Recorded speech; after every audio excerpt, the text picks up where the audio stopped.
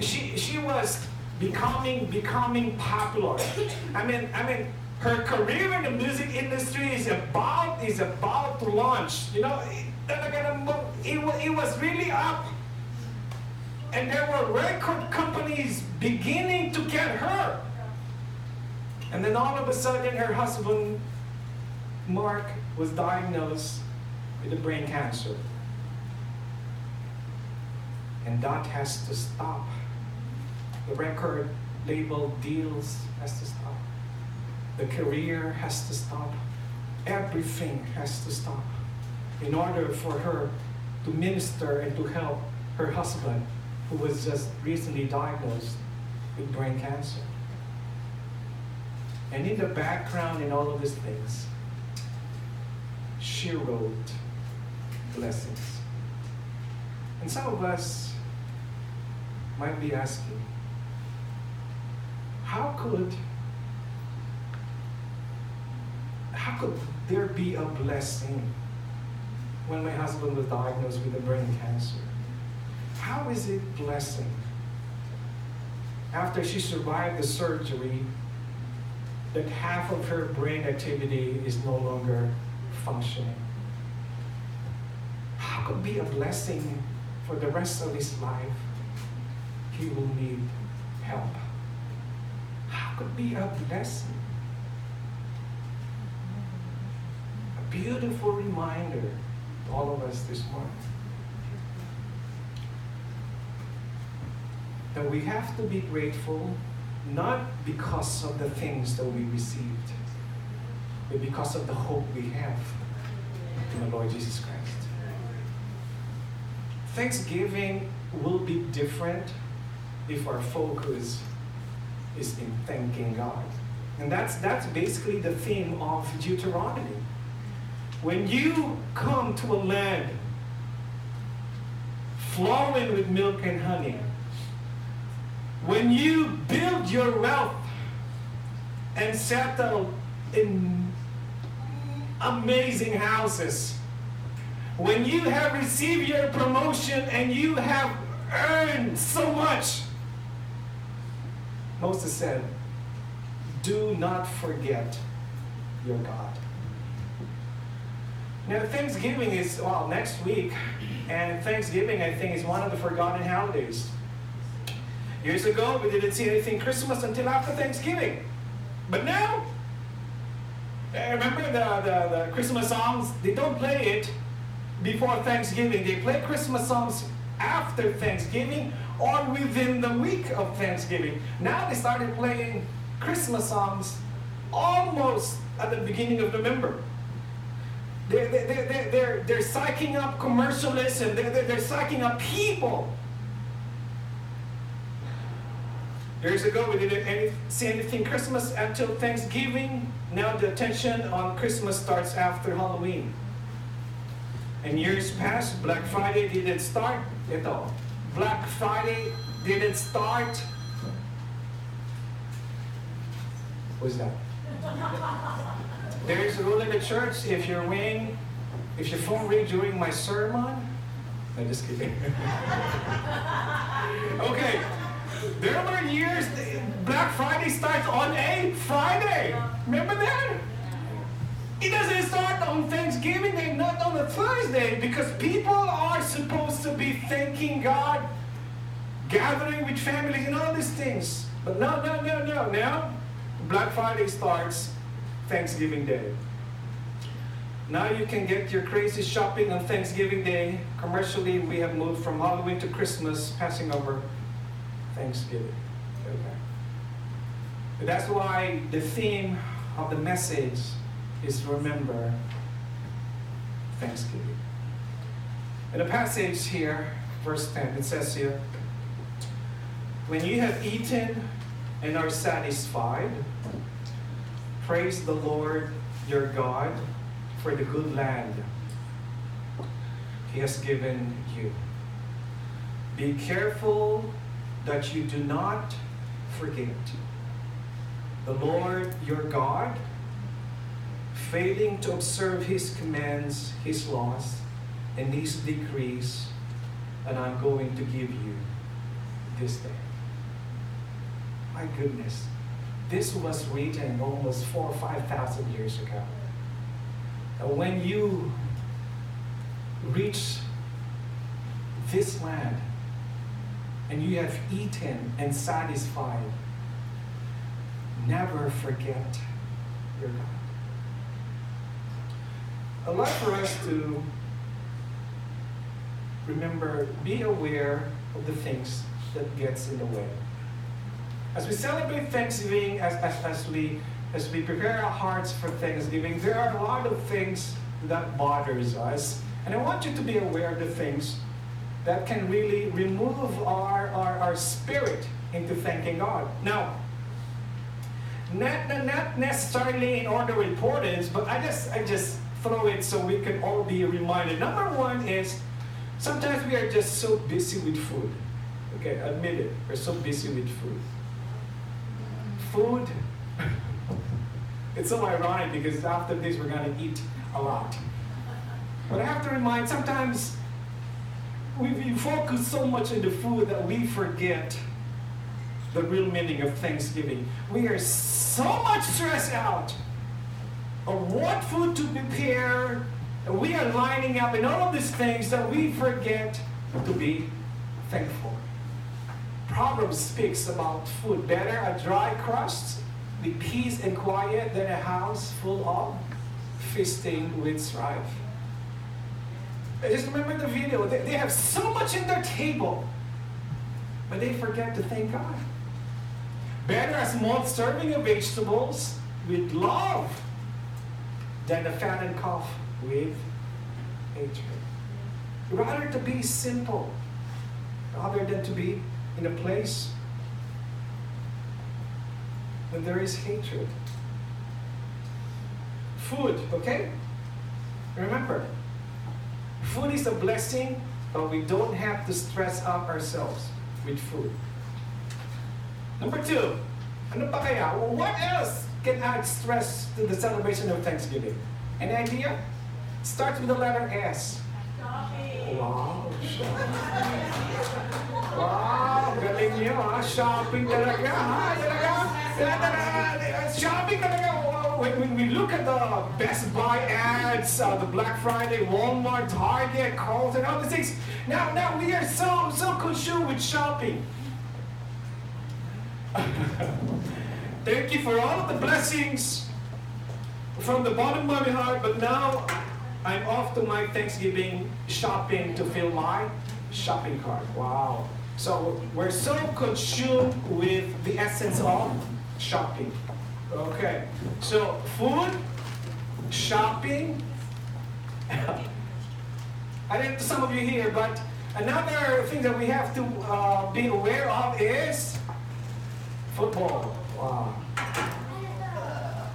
Everyone loves football on Thanksgiving. Who's playing this Thanksgiving? Is it Dallas or Colts? Always Dallas. Always Dallas. See, remember? Football. You cannot separate Thanksgiving for football, huh? Talaga naman po. Okay, these are the things that we just have to be aware of. Now, verse 12.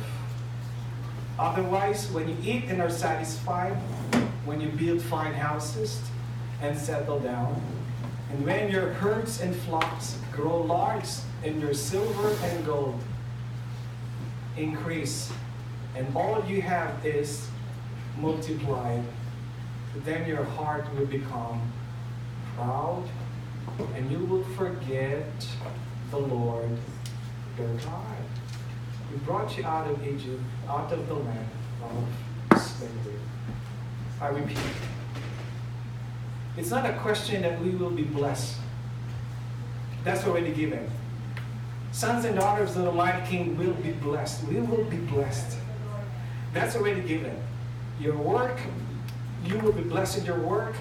Your place, you will be blessed in your place.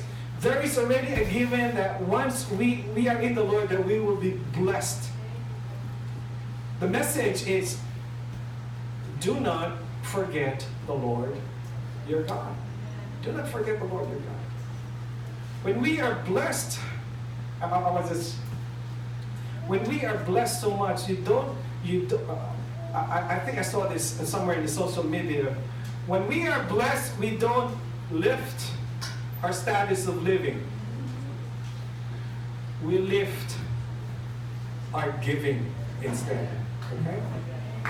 Sometimes when we are so blessed by God that we tend to buy a lot of things, that we forget that God bless us for one simple reason, and that is to bless others in return. Do not forget the Lord your God. It's interesting. Fullness leads to forgetfulness. When we are so satisfied, when everything is working fine, when we have a work that pays us well, when we have our health, when we are in good health, when everything is running in accordance to what we expect, when we turn on the hot water, there is hot water. When we turn on the cold water, there is cold water. When we turn on the TV, there is cable. When everything seems to be running so smoothly, fullness leads to forgetfulness. It is more ironic that the good times of our lives can be the most difficult in our relationship with God. It is so easy when things seem under control. I repeat, it is so easy to forget God when everything is okay. You turn on your car, it starts. You go into your work, everything is good. It's so easy for us to forget God when everything is okay. It is easier when it's tough. However, when things are tough, we became very aware of our need for God. We became more, when we are in need, when we are in need because we need miracle in our health condition, it's easier to remember God. When we are applying for a job and there's difficulty in finding job, it's easier to remember the faithfulness of God. God, I know you have placed me in this place so you could bless me. It's easier to remember when we are still looking for a job to remember God. It's easier when kids are having a difficult time getting to colleges or just passing through it. It's easier for us to remember God when times are tough. It's easy to remember God's presence. It's easy to remember people around us. Our prayer life increases. We may feel the need to attend worship service more regularly when we are in tough situations. We thank God for answered prayers, even the most simple of things, and rejoice at the help that we receive from other people at difficult times. The hard part in our relationship with the Lord is when things are going well. And we tend to forget the God who brings us to this place. Wow. I know some of you might be thinking, Pastor, it's pre-Thanksgiving, so it should be something that is light. That's something that will rub us in to remind us. Deuteronomy is really a Thanksgiving message. It reminds us not to forget God. You know what? I know I touched this last week about being content. An issue is we tend to forget God when we are not contented people. We always look for a better place, a better work, a better company, a better church. We always use notion that the grass is greener on the other side. We always have this thinking that the grass is greener on the other side. I have this friend. She was in America for the longest time, and then she said, "The pastor, I want to go back to the Philippines. I want to go back. I mean, here in America, life is okay, but I think I would be more happier if I would be in the Philippines. Imagine I could be in Boracay, all of the sands, all of the banana boat, and all that. I could do all of that in the Philippines. You know what? And the Christmas is much happier in the Philippines. You know, September pa lang, Christmas songs now. The radio, it's more. I don't know what's the thing. It is more fun in the Philippines. Pastor, I have been to America that long, and I want to go back to the Philippines. It's more fun in the Philippines. Yeah, there's Boracay. If you get tired of Boracay, there's Palawan, and then the malls, BGC, Ayala, all of these things. The condominium there is so beautiful, Pastor. I just want to go back to the Philippines. Be careful. Be careful what you wish. One day, she got sick. Make the story short, she went back to the Philippines. And now she's in the Philippines. The first few weeks, few months were okay. And then she started experiencing the heat. And you cannot turn on the air conditioner 24 hours a day. To make the story short, she longs to be back in America.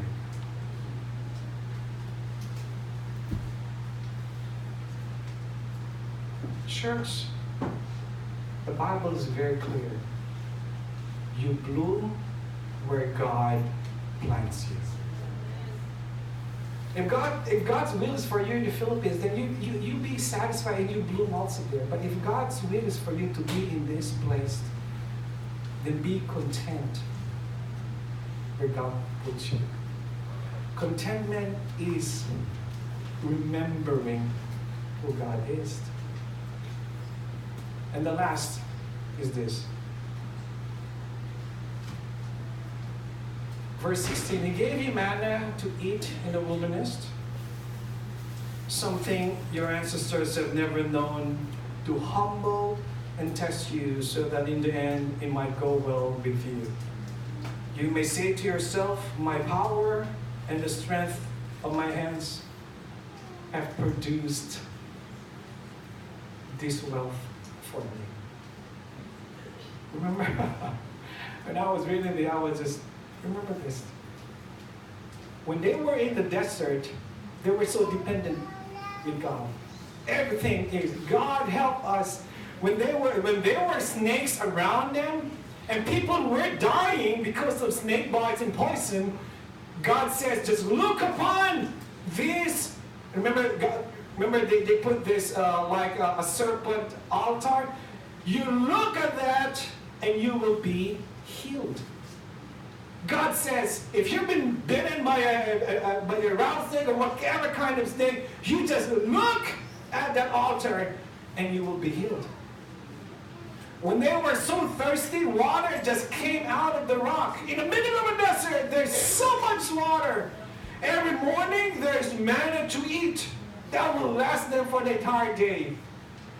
When they were in the wilderness, now when they were in the promised land, and they built their beautiful homes, and they started to gain all of their wealth and gold and silver, my power and the strength of my hands have produced this wealth for me. Nawala na po ang Diyos sa picture. I got promoted because I was good, pastor. There were 20 of us. There were 20 applicants, and I was the one that was hired. You know what? Because I think it's because of my master's degree. There were so many applicants, and I was hired. It's because of my amazing work background.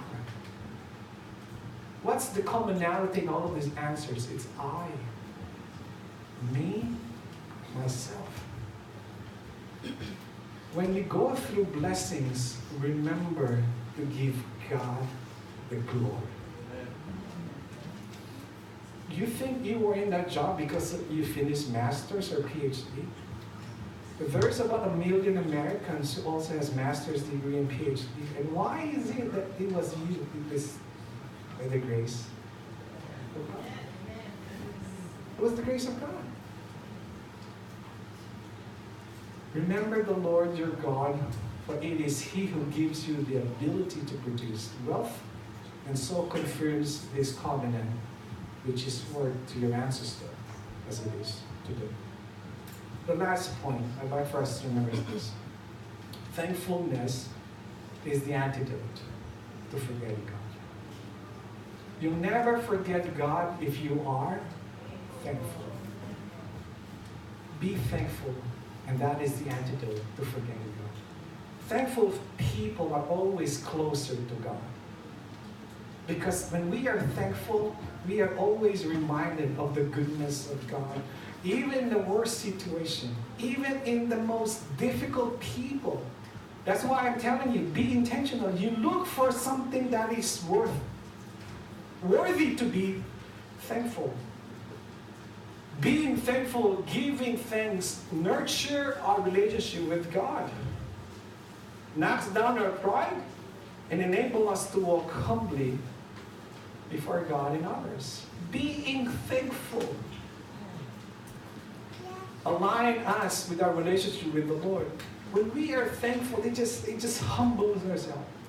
God is not me, it's because of you. Everything is by the grace of God. It's because of you. And not only being thankful with the good things, but being thankful in everything. Giving thanks to God in both the good times and the bad times that only acknowledges God's presence, but reminds us that God is active in our lives. The story of Moses, the story of Joseph, the story of all of these characters in the Bible, they went through trials, fire. The one thing they kept is their relationship with the Lord, because they are so thankful. God, not because of the circumstances, that God is with them.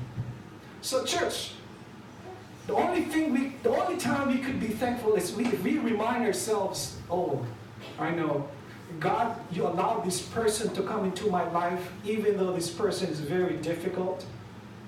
I know some of us here have people in our lives who are very difficult to deal with. Lagi nakasimangot, laging nega, all of the things.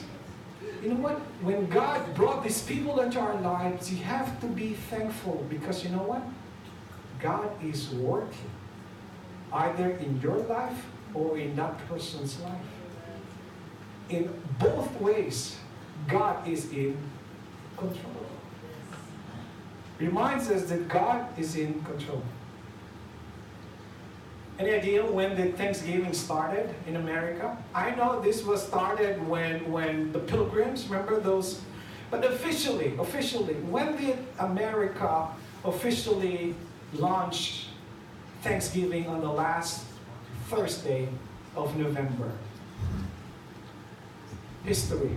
In October 3, 1863, Abraham Lincoln invited the people in every part of the U.S. to observe the last Thursday of November as the day of Thanksgiving, and praise be to our Father God.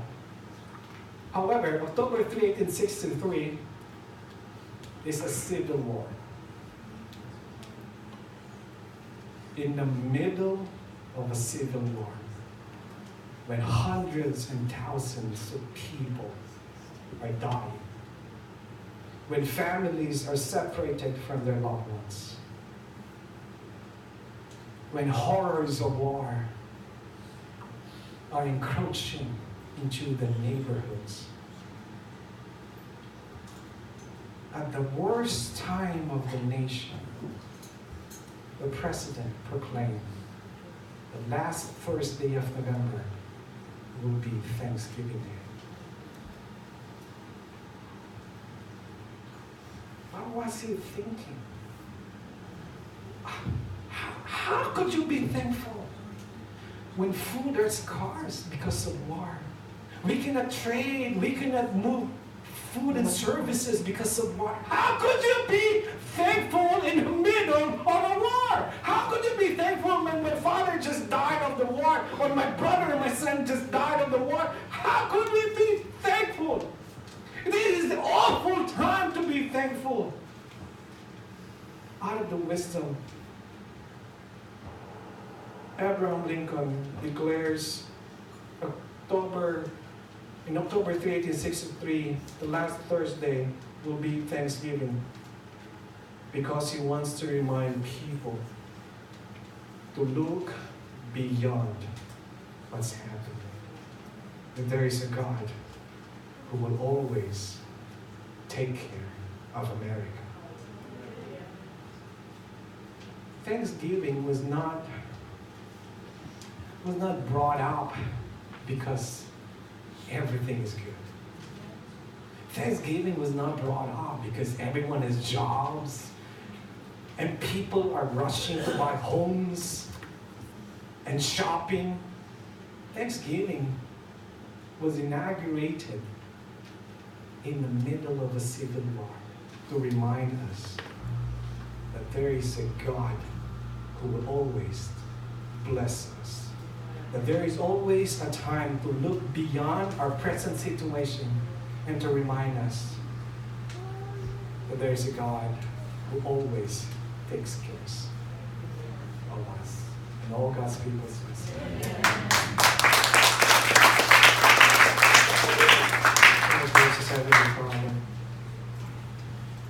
allow us to celebrate Thanksgiving with this thought, that you are always with us. To some of us here, oh God, we're just in the middle of a lot of uncertainties in their life. Remind them that God is in control. To those who are in the middle of their health issues, as if nothing happens, despite what the doctors and the medicines they take. Remind them, oh God, Jesus is our greatest physician. And there's always hope to look for. To those who are struggling with those because of relationship, God allows this to make us a better Christian. In everything, oh God, in everything, remind us to be thankful. In Jesus' name we pray. Amen.